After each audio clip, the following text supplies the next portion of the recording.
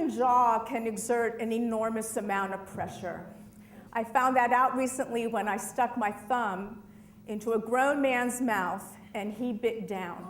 And yes, that was a really stupid thing for me to do. In my own defense, I want to say that the man in question was a senior in my care, and I was trying to remove a piece of apple that would not have been safe for him to eat. And so the thumb went in. And when I say that he bit down, I mean he bit down with determination. And for one moment, and it was surreal, I actually thought I was going to lose my thumb. So when we convinced him to let go, I felt like I had been given a reprieve, like a pardon. And I felt that way the whole time I was driving to urgent care. And sitting in the cubicle, and the nurse practitioner comes in, and she looks at my thumb, and she says, wow. And you know, it's never good when someone in the health profession says, wow. And she says, do you think it's broken? And I said, no, I don't think it's broken. And she said, well, I'm not so sure about that. We're going to do x-rays. And she comes back and she says, yes, it's broken. We're going to splint it today, but then we'll send you to a hand specialist tomorrow. And then she walks out of the room, and I'm left alone to contemplate how I could possibly have gotten to this moment from one impetuous, well-intended mistake, okay? And then she comes back and says, well, we looked at the films with the radiologist. We've decided it's not broken. So we'll bandage you, we'll send you for antibiotics, but you'll have to have a tetanus shot. And as she's getting the needle, she says, you know this is going to hurt. And I said, I just got bitten, bring it on, all right? So, yeah, a lot of bravado, but by the time I come out of the pharmacy, I'm getting shaky. You know, it's late in the day, I haven't eaten, and I have to go to the bathroom. But I don't want to go to the bathroom yet because the last leg of this journey is I have to have the post-accident drug test that is required. So I have to save my pee for the little cup, all right? So by the time I'm leaving Fern Hill, I'm walking pretty slowly. And it's a good thing because when I look down, I see that both of my shoes, the laces are open. And I have this bulbous bandage, and I know I can't tie them. And I start to cave. And at that very moment, my phone pings. And I look and I have a text. And a friend I haven't spoken to in months says, I just wanted you to know I think you're awesome. And I get a little choked up because it's been kind of a weird day. Okay?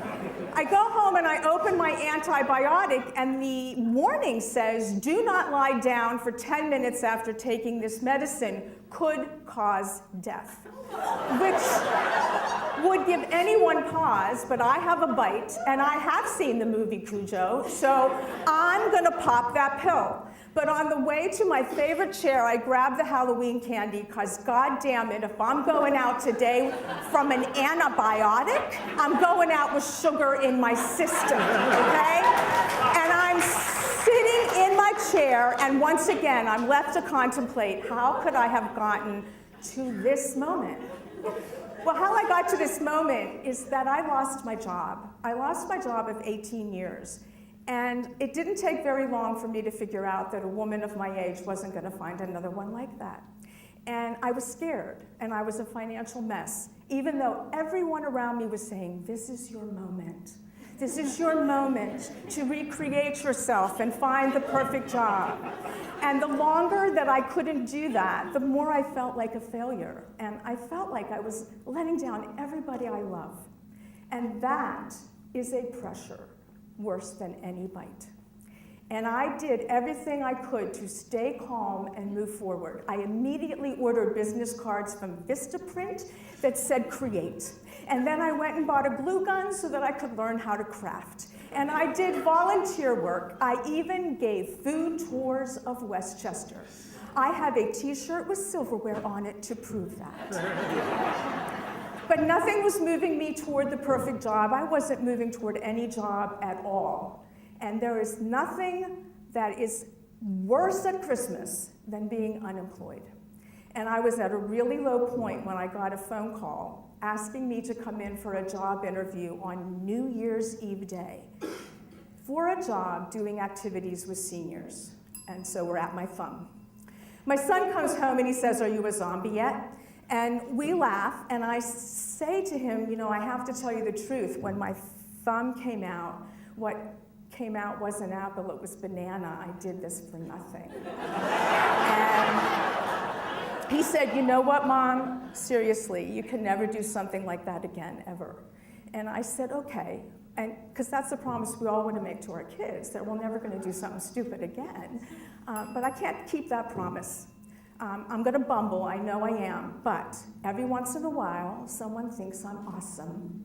And right now, I still have all of my fingers.